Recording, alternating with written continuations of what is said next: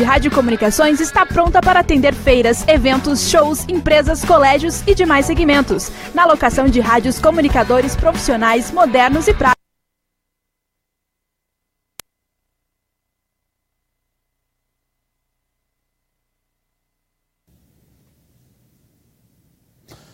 Muito bem, uma boa tarde para você de Curitiba, região metropolitana, de todo o interior do Paraná, Londrina, Maringá. Hoje, segunda-feira, finalmente começando a semana em alto estilo aqui no teu programa, no seu 24 horas. E olha, já vamos direto para o setor policial, hein? Uma criança de apenas 1 ano morreu atropelada na garagem de casa em Cambará, no interior do estado. Eu quero as imagens já, por favor. A irmãzinha gêmea dela, que estava brincando, você está acompanhando a imagem aqui no telão, a irmãzinha gêmea dela brincava no carro da família e teria soltado o freio de mão, ocasionando o acidente. Uma tragédia que aconteceu, então, lá em Cambará, no interior do estado. Essa notícia é destaque hoje nos principais portais de notícias do Paraná. E você acompanha mais informações no nosso site, o 24horas.com.br. Você está acompanhando a imagem da criança, uma menina de apenas 1 ano de idade, um anjinho, né? Tava brincando na garagem de casa, a irmãzinha dela inocentemente, com outra criança no carro. Mas também queria saber o que dá na cabeça dos pais em deixar, né, uma criança brincar dentro de um automóvel. Era quase uma tragédia anunciada aí. Infelizmente, né, uma tragédia, literalmente, lá em Cambará, no interior do estado. Muito bem, preste atenção agora nessa notícia. Policiais da Delegacia de Furtos e Roubos, a DFR, prenderam 4 pessoas suspeitas de vários crimes em Curitiba. A prisão desse grupo criminoso envolveu mais de 20 policiais. E também apreenderam, 2 armas e vários objetos que seriam produtos de furto. Eu quero a matéria. Os 2 casais apresentados na manhã desta segunda-feira aqui na Delegacia de Furtos e Roubos de Curitiba são acusados de praticar vários crimes na região de Almirante Tamandaré e Campo Magro. A investigação da Polícia Civil dura já desde a última quarta-feira da semana passada. Durante o final de semana, os policiais civis aproveitaram para ir atrás de novos casos relacionados à quadrilha. E nesta manhã, eles foram apresentados à imprensa aqui na delegacia. Além de uma pistola calibre 9mm com carregador alongado e seletor de rajada, foi apreendida uma carabina calibre 22, 2 veículos, drogas, materiais eletrônicos e roupas que seriam frutos de roubos praticados pelos presos. O delegado André Feltz contou os detalhes da operação, que durou aproximadamente 20 horas. As equipes aqui já tinham informação sobre esse veículo que foi apreendido, aí, esse HB20 branco, sobre a utilização dele em pelo menos 2 roubos à residência. Por coincidência, na quarta-feira, uma equipe estava fazendo uma diligência em Almirante Tamandaré, acabou avistando ele na rodovia. Foi fazendo um acompanhamento e, para surpresa deles, poucos minutos na sequência ali que eles estavam acompanhando, eles perceberam um momento que eles tentaram abordar um veículo cruze. Estava o Alisson e o Bruno no interior desse veículo, tentaram render esse motorista para subtrair esse outro veículo. Na hora, esse motorista do cruze começou a dar uma ré, a viatura estava atrás, descaracterizada, teve que dar ré também. E aí não deu certo o assalto, o pessoal do HB20 foi embora. A viatura tentou acompanhar, achando que eles iam fugir, mas para surpresa deles, eles fizeram o retorno e voltaram para tentar fazer o assalto novamente. Nesse momento, os policiais tentaram fazer uma abordagem, houve uma troca de tiros ali, eles tiraram contra a viatura, o pessoal revidou, acabou acertando 3 tiros no veículo ali, e eles conseguiram fugir. Foi solicitado apoio, as equipes tentaram ir até o local, acabaram identificando a casa onde esse veículo estava escondido, esse HB20. Ele estava coberto com uma lona, para mascarar ali os tiros. A gente ingressou na residência, mas os 2 acabaram conseguindo fugir por um matagal nos fundos. Eles acabaram fazendo roubo de um outro veículo para conseguir fugir, uma EcoSport, e saíram do bairro. Por volta das 11 horas da noite, a gente acabou localizando esse outro veículo estacionado na frente de uma casa. A gente não sabia exatamente o local onde esses criminosos estavam. Permaneceu em vigilância ali até de manhã, aguardando a saída deles. Como eles não saíram, a gente conseguiu identificar o local, fez o cerco na casa e conseguiu adentrar na residência onde eles estavam. Nessa residência eles tentaram novamente fugir e resistiram à prisão. Então eles foram todos autuados, o Alisson e o Bruno por 2 roubos. tráfico de drogas, associação pelo tráfico, a Michelle também foi autuada pelo tráfico de drogas e a Joyce pela receptação, já que ela estava em posse de todo esse material roubado. A gente percebe ali pelo tipo de objeto, na televisão, equipamento de som, outros utensílios ali, provavelmente são oriundos de roubo à residência mesmo. A gente está tentando fazer contato com as vítimas dos documentos que foram localizados para ver se elas foram vítimas de roubos a veículos ou roubos à residência. Mas provavelmente com essas imagens agora que vão ser divulgadas, as vítimas comparecem à delegacia e a gente consegue identificar com mais facilidade. São dois indivíduos bem perigosos, tá? Eles já entraram em confronto com policiais militares ou com policiais civis em 2 ou 3 oportunidades anteriores. O Alisson tem diversas passagens por roubo. Ele estava, apesar de todas essas passagens aí, pelo menos uns 5, 6 roubos já cometidos desde adolescente, ele estava utilizando tornozeleira eletrônica até março. Ele rompeu a sua tornozeleira e vinha praticando diversos crimes, né, vários. O Bruno também já tinha sido envolvido em situações de confronto com policiais militares e acabou entrando em confronto com uma equipe nossa também. Então, agora a gente vai tentar identificar o maior número de crimes possíveis para imputar eles, para que eles dessa vez permaneçam bastante tempo presos. Ei, que beleza! Foi tudo pra cadeia. Olha só, é bonito quando a gente noticia aqui no nosso programa bandido na cadeia, né? Nesse caso foram 4 pessoas, está vendo aí o delegado André Feltes, deu entrevista. Olha, põe a cara dele aí, põe aí, esse daí, quero ver a cara desse daí, olha lá. Tá bravo, rapaz, hein? Não gosta não gosta de aparecer, teve que, não deu um sorrisinho pra polícia, na hora que vai assaltar é bom. Pra assaltar, roubar trabalhador é bom. Mas agora aí, olha a imagem do Vadil. A imagem desse pilantra aí, ó. Pode ver, veja bem a cara dele. Você está acompanhando aqui no nosso programa. Esse daí é bandido, gente. Foi preso pela polícia aqui em Curitiba, acusado de roubo. 4 pessoas foram presas, né? Nessa reportagem, o Juliano Costa trouxe as informações. E olha, imagens de câmeras de segurança flagraram um assalto a uma farmácia de São José dos Pinhais. Coloca as imagens para mim, por gentileza. Foi no Jardim Cruzeiro, em São José, na noite da última sexta-feira 20. Essa dupla de assaltantes já é conhecida pela polícia e anda praticando vários roubos na região. Você está acompanhando as imagens no seu televisor. Aí as imagens da farmácia. Esse assalto aconteceu na noite da última sexta-feira em uma farmácia lá de São José dos Pinhais. Olha a cara do vagabundo aí. Ele chega na farmácia, rende os funcionários e foge ali com uma quantia não informada. O senhor vai entrar, o cliente vai entrar na drogaria, vê que tá acontecendo um crime ali dentro e foge. Se puder, até retorne esse ponto aí. Você vê o medo do trabalhador, né? O trabalhador, olha lá, o senhor lá atrás vai entrar na drogaria enquanto os 2 vagabundos fazem a festa em cima do trabalhador dessa farmácia lá em São José dos Pinhais. Foi às 9h43 da noite do último dia 20. Muito bem.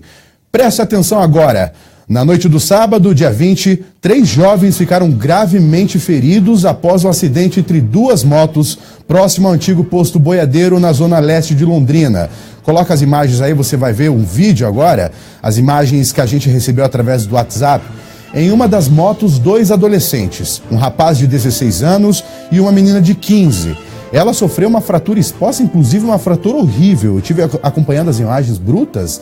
A menina perdeu até o pé nesse acidente que aconteceu lá em Londrina envolvendo 2 motocicletas.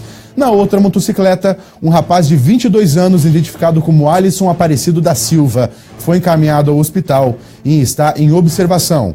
Os adolescentes que provocaram o acidente estavam trafegando na contramão após deixarem o posto e seguirem sentido ao conjunto Lindóia, lá na zona leste de Londrina.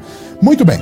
Tem outra informação aqui, coloca as imagens também. Você vai acompanhando a Polícia Civil caçando um homem, hein? Esse homem que a Polícia Civil está caçando é um estuprador. Ele foi preso em Santa Felicidade, em Curitiba. É um mecânico de 47 anos. Não sei porque o nome dele nunca é revelado. O nome de estuprador é revelado, parece que protege, passa a mão na cabeça, né? Prendeu na oficina mecânica na manhã de hoje aqui em Curitiba. Você vai acompanhando a polícia, perseguindo a polícia em diligências, indo até o trabalho deste homem que estuprou uma menina desde os 10 anos de idade. A menina tem 14 anos hoje, mas durante 4 anos ele estuprou essa menina. O mandado de prisão foi expedido pela primeira vara criminal de Almirante Tamandaré, após a equipe do Dr. Tito Lívio Baricello receber as denúncias e investigar o acusado. Ele vai responder por estupro de vulnerável e pode ficar até 15 anos na cadeia. e aí ele vai conhecer, né, com quantos paus se faz uma canoa, e vai conhecer com quantos paus de verdade. Olha, agora uma informação importante, começou nesta segunda-feira, 23, a campanha nacional de vacinação contra a influenza. Segundo o Ministério da Saúde, a meta é imunizar mais de 54 milhões e 400 mil pessoas. A campanha da vacina contra a gripe começou hoje em todo o país e vai até dia 1º de junho deste ano. O senhor Aloir enfrentou a fila cedo para garantir a dose contra a gripe. Esperamos assim uns 20, 30 dias o anúncio que dia 23 iria iniciar e a gente veio rapidamente no primeiro dia por ter um caso na família já da gripe.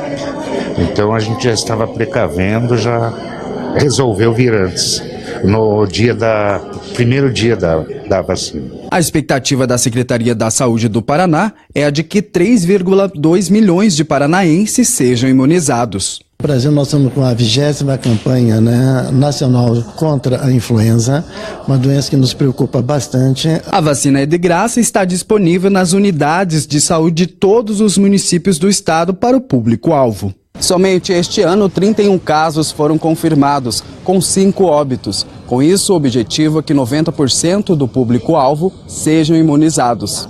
De acordo com Querivelar, o diretor de imunização, a vacina é destinada somente para grupos prioritários, como gestantes, mulheres até 45 dias depois do parto, indígenas, professores, portadores de doenças crônicas, idosos com 60 anos ou mais, crianças de 6 meses a 4 anos de idade, funcionários do sistema prisional e profissionais da saúde. A campanha de vacinação no estado do Paraná, né, nós temos basicamente 2.200 salas de vacinas, iniciando hoje, vai até o dia 1º de junho.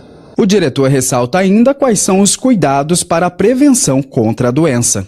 Nós temos, né, a questão da vacina, que é uma ferramenta, porém não há vacina para todo mundo, então é importante que a gente mantenha ambientes arejados, né, ventilados, evitar aglomeração em relação às pessoas, né, uso, né, do álcool gel e lavagem das mãos com frequência. Qualquer sinais e sintomas diferenciados no dia a dia, busque a unidade de saúde para que a gente possa fazer o diagnóstico diferencial e fazer o tratamento em tempo oportuno. Muito bem, agora 5h43. Eu quero mandar um abraço para a Sueli Almeida, que está acompanhando o nosso programa lá de São Paulo. Você também pode participar aqui do 24 Horas através do WhatsApp. O telefone está na sua tela, é o 996005532. E também enviar sua mensagem através do nosso Facebook, facebook.com/24 Horas. Tem um pessoal comentando aqui. A Carla Alvarez está desejando sucesso. Muito obrigado, Carla. O Paulo Sérgio assistindo direto de Orlando. Daqui a pouquinho, inclusive, tem o Paulo Sérgio aqui no nosso programa. Muito bem. Agora eu quero chamar aqui o meu amigo Juliano Costa. Fala, Derek, tudo bom? Tudo bem? Como é que foi o final de semana? Foi bem, foi Muita bom. farra? Muito trabalho. Muita farra? Trabalho. Olha, esse daqui é bom que isso aqui trabalha, viu? Bastante trabalho. O rapaz, mulherada, tu é casado, Juliano? Pô, bem casado. Então dá pra falar aqui. Não tenho como dormir. Perdeu, não dá mais certo, viu? Você que eu ia falar dos olhos verdes dele. Pelo menos já tem dona, boa, né? já tem dona. Olhos, pelo menos, né? Já tem dona. Bom, pois é. O que você tem pra nós hoje, Juliano? Cara, primeiro eu tenho que me desculpar, né? O pessoal já ficou doido comigo sexta-feira. Curitiba não joga hoje. Não. O Curitiba joga na próxima sexta-feira. Tinha jogado na terça. Esse final de semana foi o encerramento da segunda rodada da segundona do Campeonato Brasileiro. O Curitiba entra em campo na próxima sexta-feira. Feita a correção. Então tá, o Londrina jogou contra o Paysandu nesse final de semana, fora de casa, lá em Belém do Pará, e perdeu por 1-0. Ixi, longe, Belém, hein? Perdeu por 1-0 o Londrina. Perder. E o Paraná Clube reestreou em casa na Série A depois de 10 anos, Vila Capanema completamente cheia, completamente lotada, muito bonita a Vila Capanema, e o placar, infelizmente, foi uma derrota larga contra a equipe do Corinthians, atual campeão brasileiro. O Corinthians não é um time que as pessoas são acostumadas a ver golear, mas é um time muito consistente. E o Corinthians fez um 4-0 ontem em plena Vila Capanema para cima do Paraná Clube. Tava bonita a vila, hein? Tava bonita, completamente cheia, tanto os torcedores do Corinthians, né? E principalmente os torcedores do Paraná Clube. O que serve de consolo para o torcedor paranista é que o Paraná Clube enfrentou duas pedreiras. Pegou o São Paulo fora de casa e depois enfrentou a equipe ontem, o Corinthians. Então vai entrar em campo no próximo final de semana contra o Sport, que é um candidato ao rebaixamento. que é o Campeonato do Paraná. Rogério Micali já falou que é para o Paraná Clube entrar em campo para brigar, para não ser rebaixado, brigar por permanecer na Série A do Campeonato Brasileiro. Mas tem que ver se permanece, né? Tem que vencer esses adversários assim. O Sport é um adversário direto, tem que vencer na Vila Capanema, o jogo é às 4h, tá? E o Grêmio enfrentou ontem o Atlético Paranaense em um dos melhores jogos que eu vi nos últimos tempos. 0-0, digno jogão de Série A lá na Arena do Grêmio, em Porto Alegre, 0-0. Sensacional o jogo. O Atlético jogou muito bem, bacana. O Grêmio também. Legal, olha, eu acompanhei o jogo da Vila ontem, eu vi umas fotos, estava bonito. Queria ter ido na Vila, inclusive, deixar o apoio ao nosso Paranazão, embora eu não seja torcedor direto, né? Torcendo pro Tubarão aí. Bom, pessoal, nós vamos pro intervalo comercial agora. Daqui a pouquinho nós estamos de volta e tem entrevista exclusiva com o Ogier Buch aqui no nosso programa. Eu espero que você fique comigo. Fica aqui na Transamérica.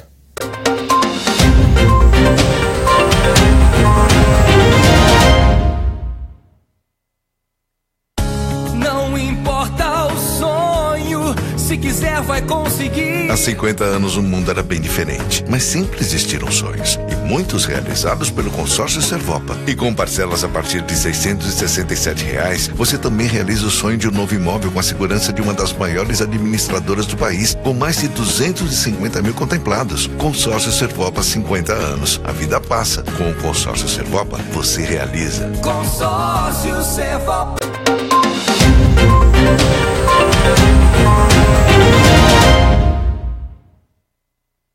Bom, estamos de volta com o segundo bloco do programa 24 Horas aqui na TV Transamérica e eu tenho o prazer de receber aqui o Ogier Buch.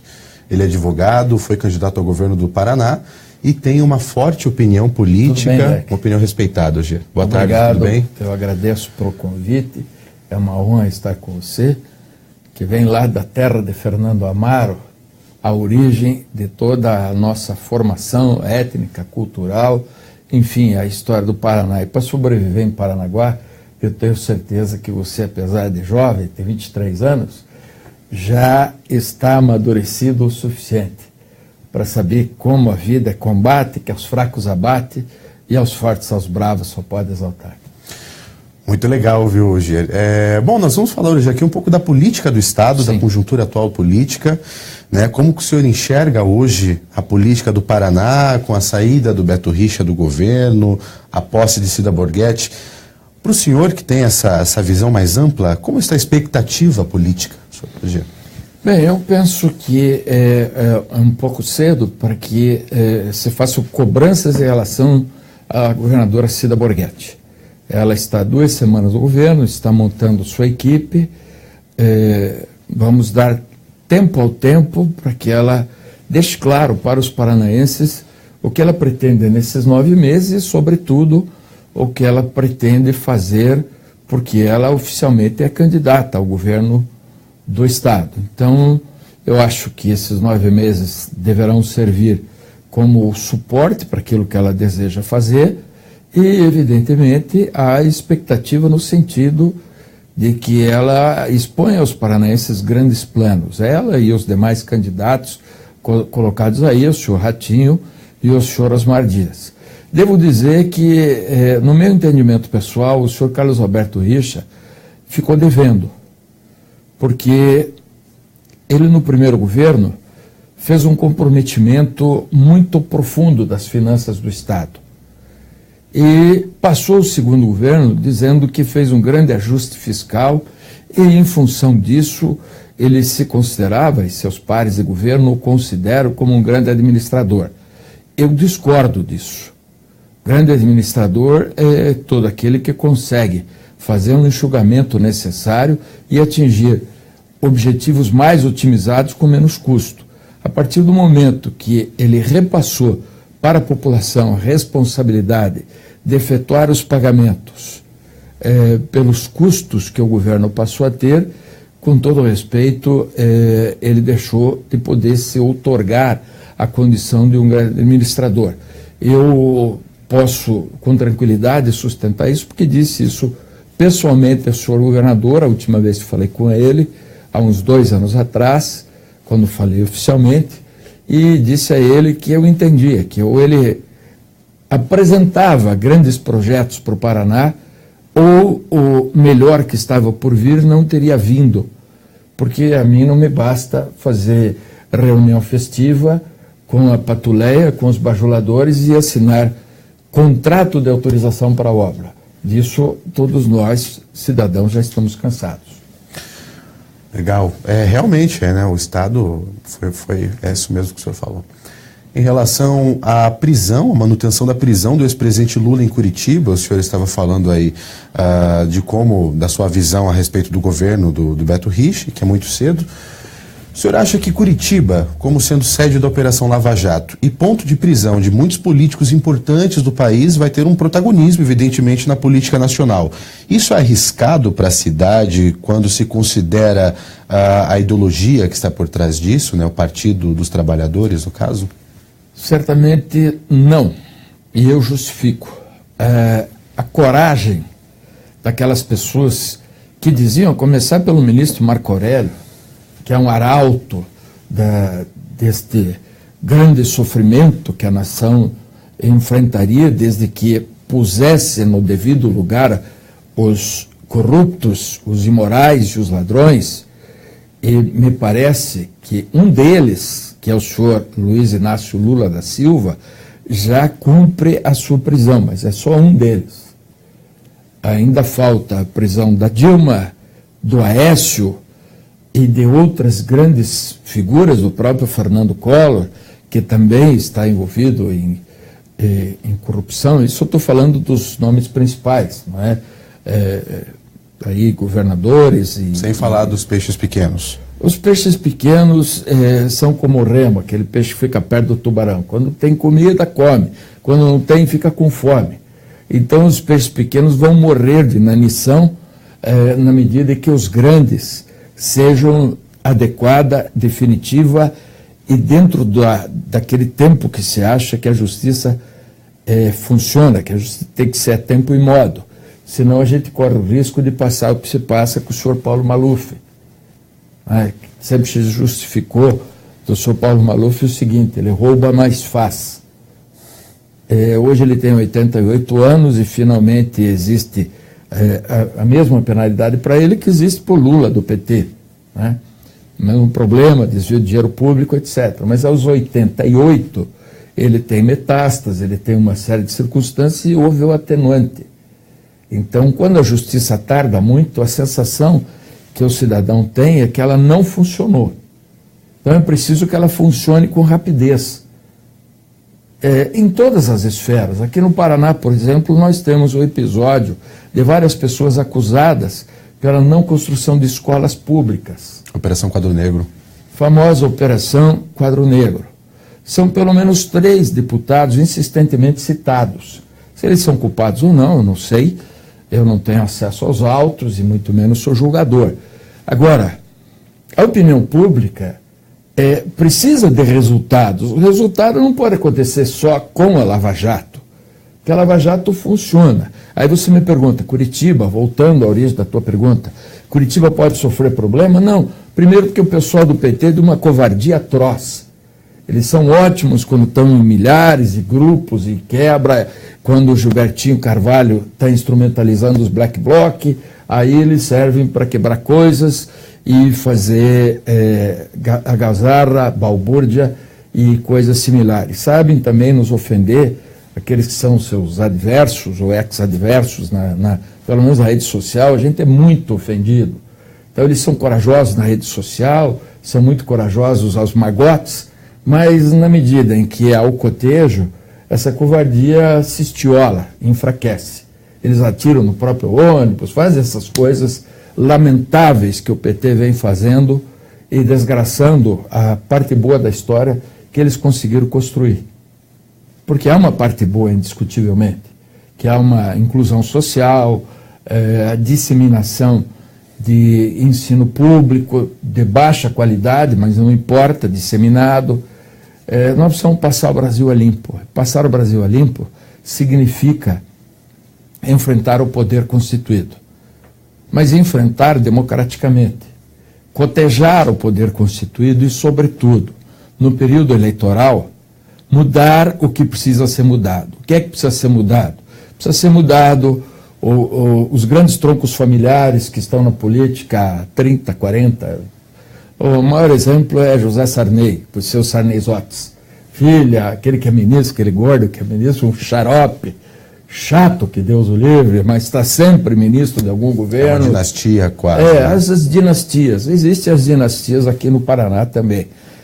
A cada um de nós sobra a responsabilidade primeiro de votar. Essa história, eu vou para a praia, não vou votar, isso é crime. Né? Porque depois, quem não vota, quem não participa de política, não reclame. Aguente o galho. Segundo, depois de decidir votar, escolher. Aí sim, uma questão muito pessoal. Não importa se o sujeito acha que o candidato do PT que é bom, se o do PMDB, enfim, do partido que cada um de nós escolhe para votar. Mas tem que procurar saber o currículo do indivíduo e votar em gente que efetivamente tem um compromisso com a mudança. Que mudança? Mudança comportamental, primeiro. O deputado sabe quanto vai ganhar por mês. Daí vai para a Assembleia e começa a ganhar 3 vezes o que estava previsto. Bom, isso é tão criminoso quanto meter a mão no jarro direto. As pessoas têm que ter compromisso republicano. Quem vai votar tem que escolher quem tem compromisso republicano. E as mudanças precisam ocorrer nos estados, claro, obviamente primeiro nos municípios, mas agora a eleição estadual. Então, nos estados e também, evidentemente, na Câmara Federal, no Senado. O problema, Derek, é o seguinte: as pessoas dizem, vamos mudar. Chega o período eleitoral, os institutos de pesquisa empurram os nomes de quem já está e você vai ver o nome de quem está lá, da dinastia. No Paraná, se você observar, os 3 candidatos têm histórico dinástico. Osmar, que é dos Dias, Ratinho, que é dos Ratinho, e a própria governadora Cida Borghetti, que é dos Barros. Então, qual deles é a grande novidade? Aí fica a pergunta para o eleitor paranaense, né? Perfeito. Que vai responder. Muito bem, recebemos aqui então o Gerbuck, ele comentou um pouco da política do Estado. Essa entrevista vai estar disponível no nosso site 24horas.com.br. E agora nós vamos aos Estados Unidos com o nosso correspondente Paulo Sérgio.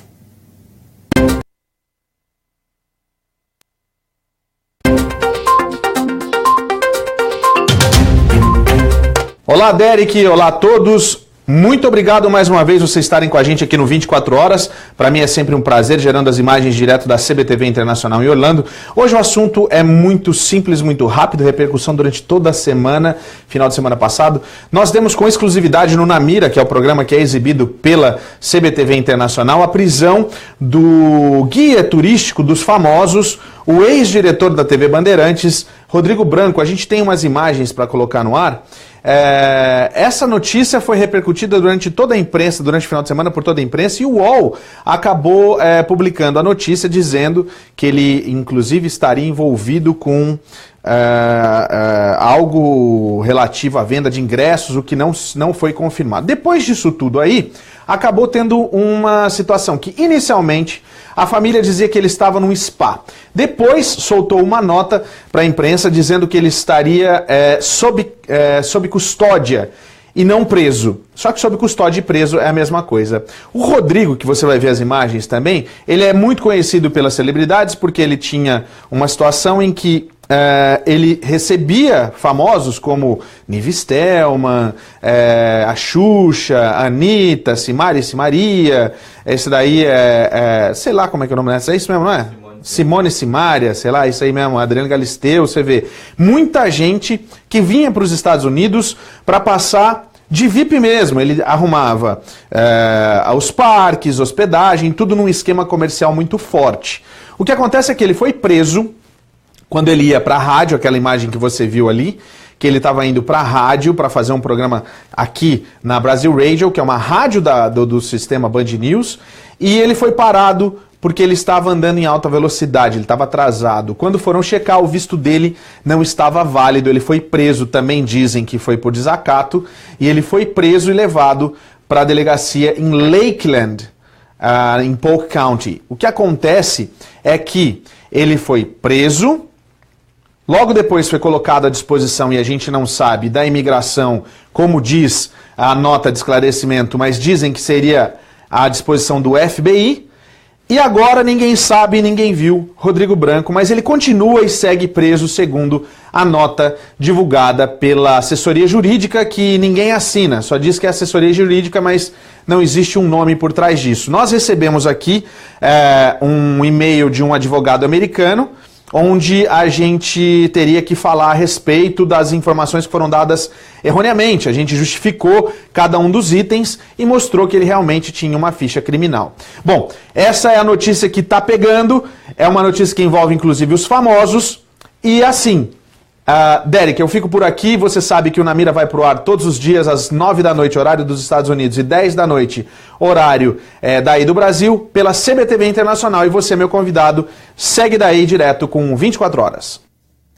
Muito obrigado, Paulo Sérgio, pela sua participação. Sempre muito bem-vindo aqui no nosso programa, trazendo os destaques internacionais, e hoje com essa polêmica envolvendo o ex-diretor de televisão. Bom, pessoal, nós temos aqui alguns comentários no Facebook antes da gente encerrar, agora 6 horas e 1 minutinho. Tá aqui a Carla Alvarez, né, que já mandamos um abraço aqui, a Rosângela Cleiton Noda, lá de Ibiporã, do norte do Paraná, e a Célia Maria Kowalski, que também faz um comentário aqui a respeito da entrevista com o Gier, que o Beto Richa ficou devendo muito. O Paulo Alencar também deixa um comentário aqui na nossa transmissão no Facebook, e também deixa o seu abraço. Nós não temos mais tempo, pessoal? Pode encerrar? Então amanhã nós voltamos às 5:30 da tarde com o programa 24 horas aqui na Transamérica, canal 59.1 HD para Curitiba, região metropolitana, o interior do Paraná. Eu deixo o meu abraço para você que ficou comigo nesse tempo todo, meu amigo, minha amiga. Nós voltamos amanhã neste mesmo horário e eu espero você. Até amanhã.